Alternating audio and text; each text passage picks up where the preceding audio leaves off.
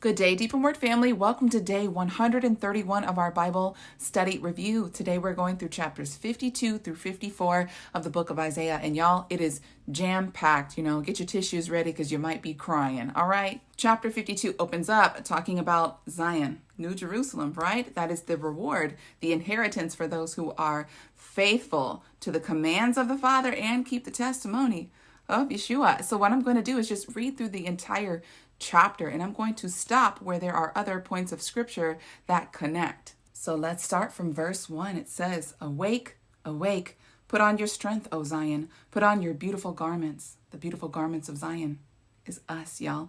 And it says, "O Jerusalem, the holy city, for the uncircumcised and the unclean will no longer enter you." So right there's a contrast, a stark contrast of Jerusalem having unclean, uncircumcised heart, people going in and out of her. And during the new Jerusalem, right, it says no unclean, no uncircumcised person will enter her. And so let's continue to read. Verse 2, it says, "Shake yourself from the dust. Arise, O captive Jerusalem." So right now it's saying that Jerusalem is captive, right? That's something to think about as well. And it says, "Loose yourself from the bonds of your neck, O captive daughter of Zion." So now it's talking about the people.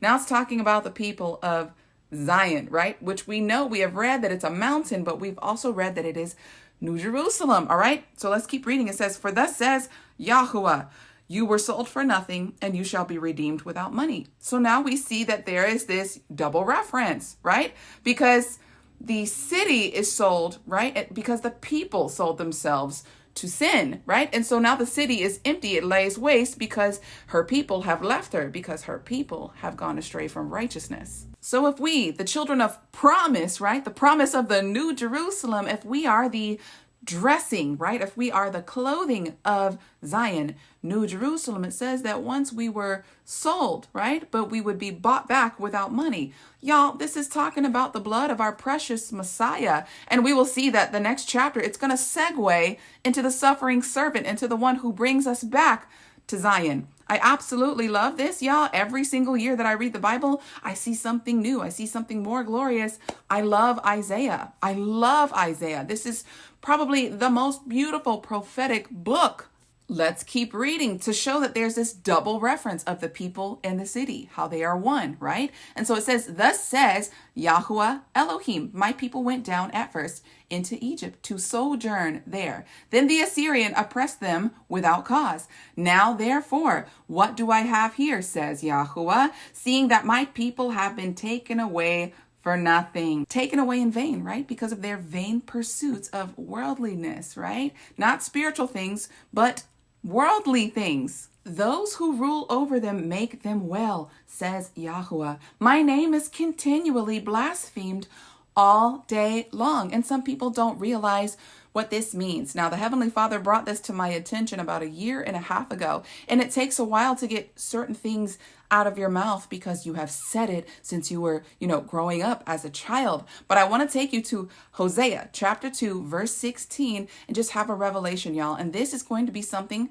that is going to challenge you if you're not aware of it already, okay? So I told you that at the very beginning, day 1, that this Bible study is going to challenge what you previously believed about the scriptures. All right, so now we're there. Let's read it. "On that day, declares Yahuwah, you will call me my husband," right? So it says the people, we are going to call him my husband. And he says, "and will no longer call me my Baal." Most people don't understand that the word Lord is actually Baal. That's how his name is being blasphemed among the nations, or being profaned, being brought low, being brought down to nothing, right? This is one of those things that challenged me, because all of my life I called him Lord, Lord, right? Everybody says call upon the Lord, right? I guess you could say a more proper word for Lord is Adonai, or the Adon, right? So if you wanted to say Adon, replacing the word Lord, because the word Lord is Baal, right? And so I have said it a few times as well, because I know that there are different people in different parts of their walk, right? And they don't know the name Yahuwah, but I want to reveal something else, right? As we continue reading. I'm going to keep reading. In verse 17 of Hosea chapter 2, it says, "I will remove the names of Baals from her mouth, and they will no longer be remembered by their name, right? He says that word Lord will never leave our mouths again, right? He's going to restore the pure language, y'all. Supernaturally, we're going to start speaking Hebrew, and he's never going to allow us to call him Lord ever again. So y'all, we might as well get used to getting that out of our mouths. Remember at the very beginning on day 1, I told you capital Lord, that was purposely placed there, and the Father's name was removed so that we would not call upon the name of our one true L. And this is something that did not surprise the Father. It's written right here. He says his name is profaned among the nations, right? Because no one is really calling upon his name. They're calling upon Baal. If this is challenging you, it's supposed to. We're supposed to get back to the truth, all right? We got to get through these muddy waters and just get back to the truth. And that's what the Holy Spirit will do. Every year that we get into this word, every year that we seek out the kingly matters, he reveals more of himself to us, right? Because that's our heart, seeking out the king, seeking out his truth, his righteousness, all right? Let's get back to Isaiah. So now I'm going to read from verse 6, all right? And it says, therefore, my people shall know my name. We shall know the name of Yahuwah. We shall know it. Now I want to take you to John chapter 17, which is one of my favorite places to read in the Bible. It's the love letter of our Messiah to the Father concerning us. And so I'm going to take you there. John chapter 17, the gospel, verse 6. Let's get to it. Here it is, verse 6 of John chapter 17. I have revealed your name to the men whom you have given me. They were yours, and you gave them to me, and they have kept your word. Do you see that? Do you see that? Messiah revealed the name of the Father to the disciples, and now his true name is being restored, and now more of his children know his name, and they call upon the one true El, Yahuwah, Yahuwah, Elohim. All right, now back to Isaiah. Right after verse 6, it says, therefore they shall know in that day that I am he who does speak. Here I am, right? When Moses said, who shall I tell them who sent me? He says, I am. I am that I am sent you, right? Come on. All right. So let's go to verse 7. It says, how beautiful upon the mountains are the feet of him who brings the good news, who proclaims peace, who brings good news of happiness and proclaims, your Bible may say, salvation. But anytime you see salvation, you might as well put the name of our Messiah, Yeshua, or you may put the original, which is Yehoshua, which means salvation of Yah, right? The Son carries the Father's name, Yehoshua, right? So we have the short form, which is Yeshua, but it means salvation of Yah. So that's how we should read it, right? What's the good news? How are we proclaiming happiness? We are proclaiming the name of Yeshua. Now we're going to get back into talking about Zion, all right? It says, who says to Zion, your Elohim reigns. Your watchmen lift up their voices. They sing joyfully together, for they shall see with their own eyes when Yahuwah brings back Zion. We will see it with our own eyes, and we will be singing beautiful melodies as we see this happening. It's going to be our greatest joy, right? Because the Father's coming down to dwell with us, all right? We will finally be able to see the face of the Father and not die, okay? This is beautiful, and it says, break forth into joy. Sing together, you waste places of Jerusalem. Y'all, Jerusalem is going to be flattened. We've already read this.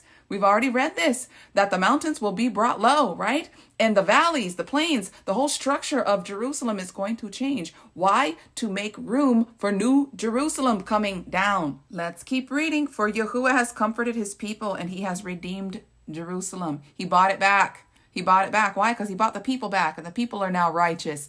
Now, Zion, the holy place, can exist because the people are righteous. Come on, y'all. We got to connect this. It is synonymous.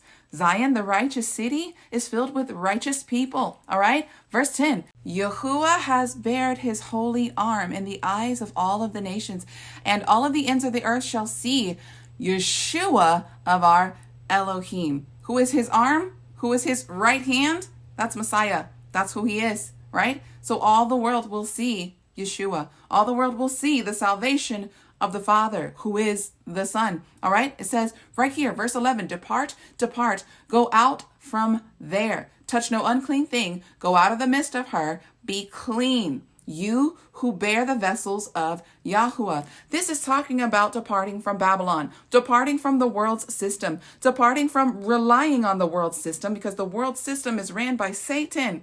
Come on, y'all. That's what it's saying. We are the vessels. We are the ones who carry the light. The light who dwells in us is our Messiah. We carry the good news, the message of salvation, right? To be able to come into this promise of our inheritance, which is New Jerusalem, y'all. Come on, to be able to rule and reign with him for 1,000 years and New Jerusalem. That is it right there. All right, so it says right here, verse 12, for you shall not go out with haste, nor by flight, for Yahuwah will go before you, and the Elohim of Israel will be your rear guard. You're covered on all sides, baby. And now we start walking into the latter part of chapter 52, which talks about the suffering servant, right? In Judaism, they believe that there are two different Messiahs.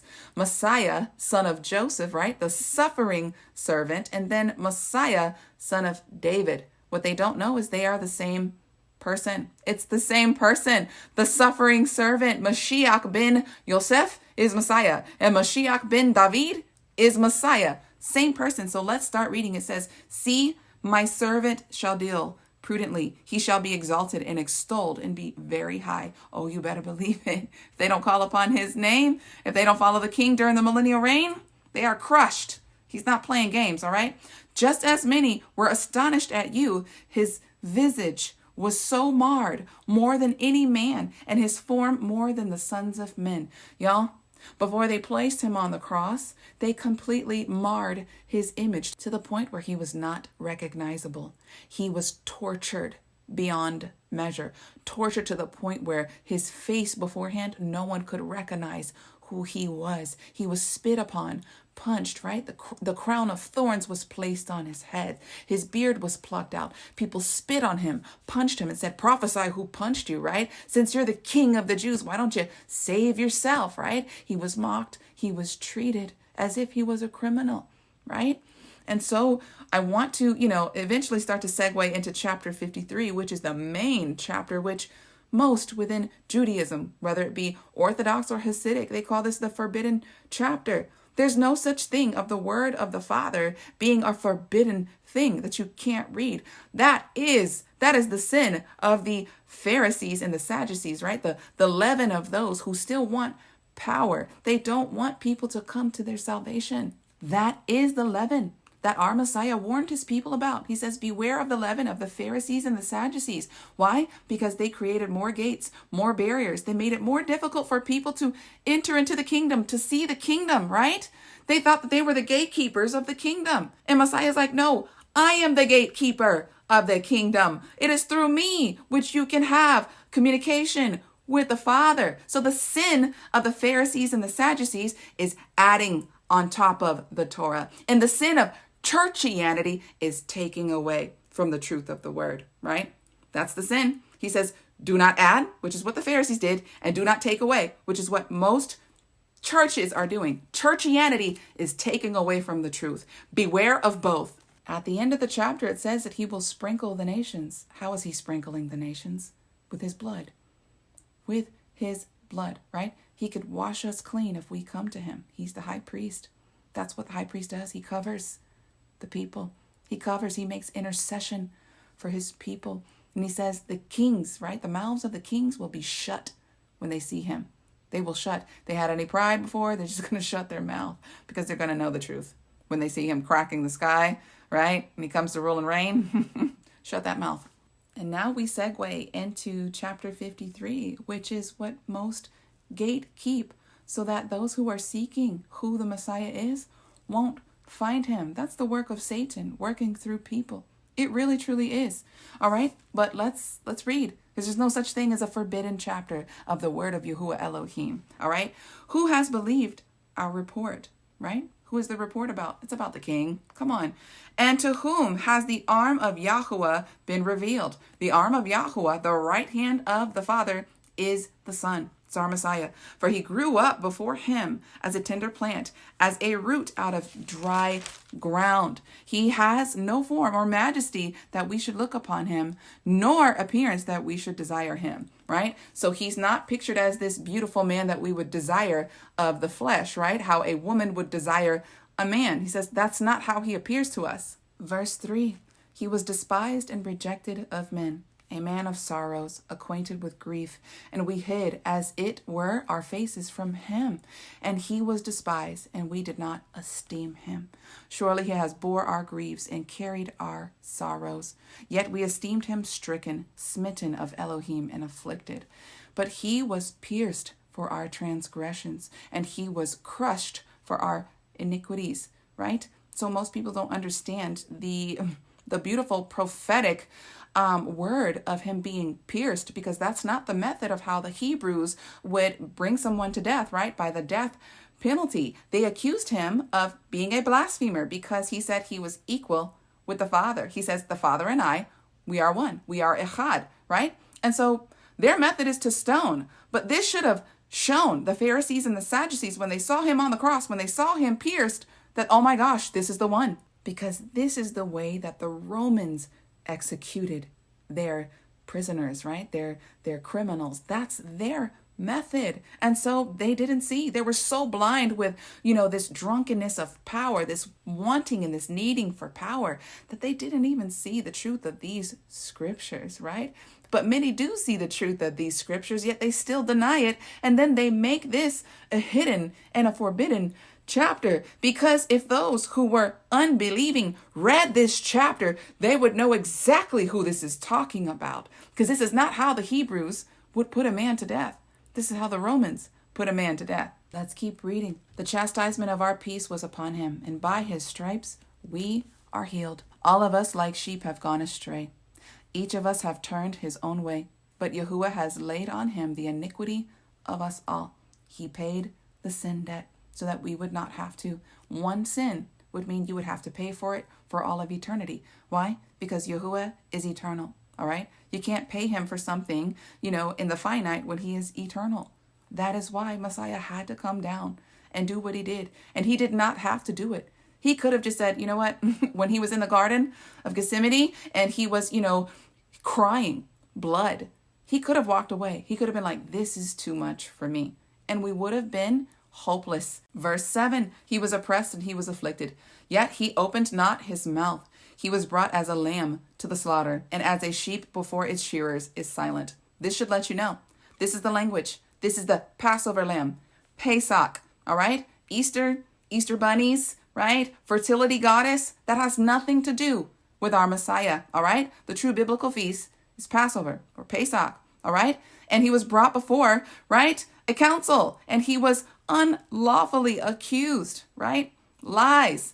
And he wasn't even sitting in front of the right council, and that's why he didn't state a case. He was like, you're not a judge, right? You're the wrong counsel. I'm not going to state a case with false accusations. It says, he opened not his mouth. By oppression and judgment he was taken away. Oppression and judgment. Wrongful judgment. And who shall declare his generation? For he was cut off from the land of the living. For the transgression of the people he was struck. All right?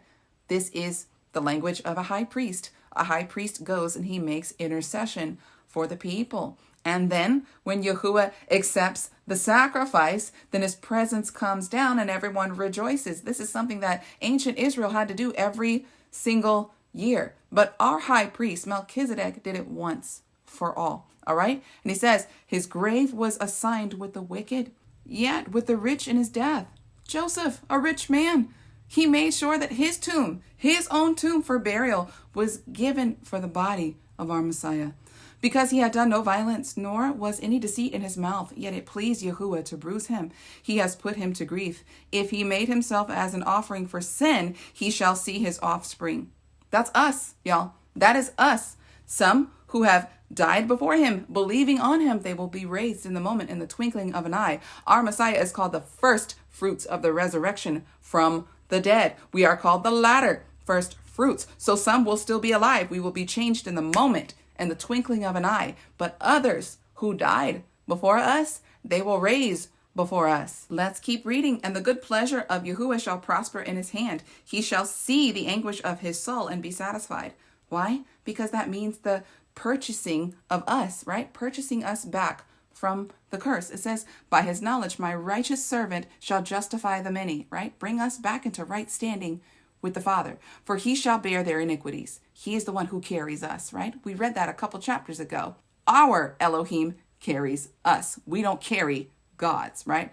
False gods. We don't do that. Therefore, I will divide him a portion with the great, and he shall divide the spoil with the strong, because he poured out his soul to death, and he was numbered with the transgressors, right? Thus he bore the sin of many and made intercession for the transgressors. That's what a high priest does. And now we get into chapter 54, which is the covenant of peace, and we talk about Zion some more. All right, so it says, sing, O barren, you who did not bear a child. This is talking about Zion, y'all, New Jerusalem. Break forth into singing and cry aloud, you who did not travail in child. For more are the children of the desolate than the children of a married wife, right? She was laid waste, laid desolate, but she will have more children than any other nation. All right. So it says, enlarge the place of your tent and let them stretch out the curtains of your habitation. Spare not, lengthen your cords and strengthen your stakes. So this is being likened to a tent, right? This is paying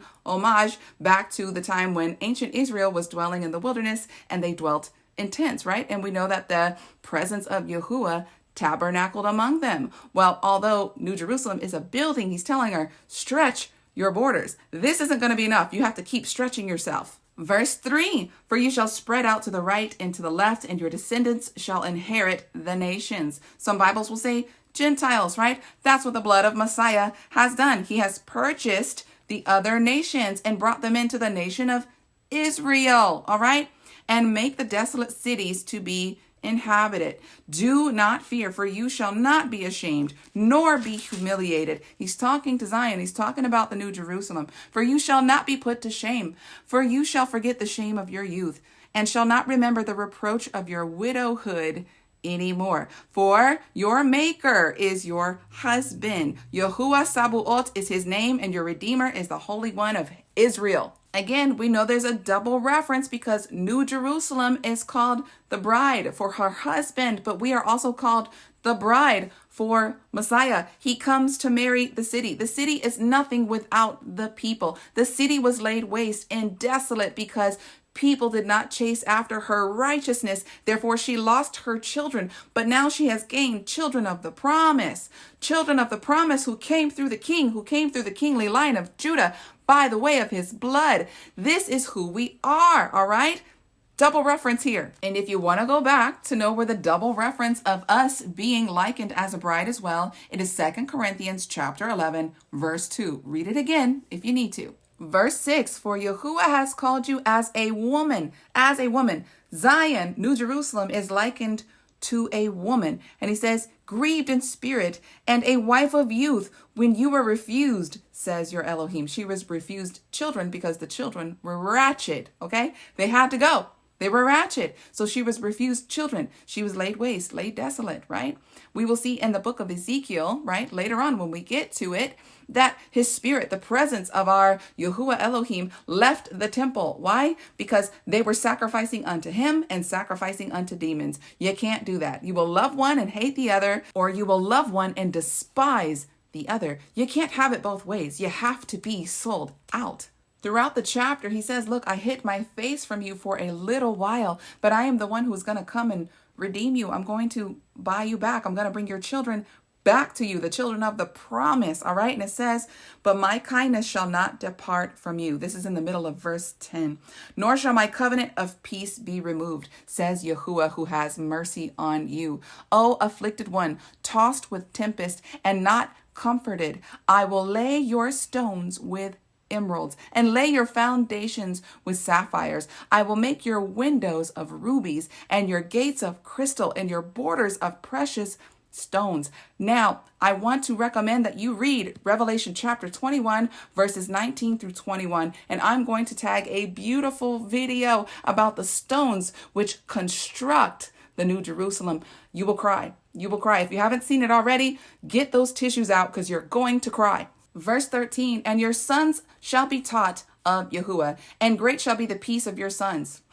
During the time of the millennial reign, y'all, he is going to be teaching us the law. Yes, our bodies are going to be changed, right? But he's going to correct assumptions, right? Wrong thinking about the Torah. He had to do it with the disciples during his first coming. You don't think he's going to do it with us? He is going to refine us during that process. He is called the author and finisher of our faith. After the 1,000 years, he will perfect us to the point where we will be ready to see Abba, to see the Father. And now let's finish out today's reading with verse 17. And we're going to see a double reference. It says, no weapon formed against you shall prosper. Now this is talking about New Jerusalem, but it's also talking about the clothing of New Jerusalem. He says, in every tongue that shall rise against you in judgment, you shall condemn. This is the heritage of the servants of Yahuwah, and their vindication is from me, says Yahuwah.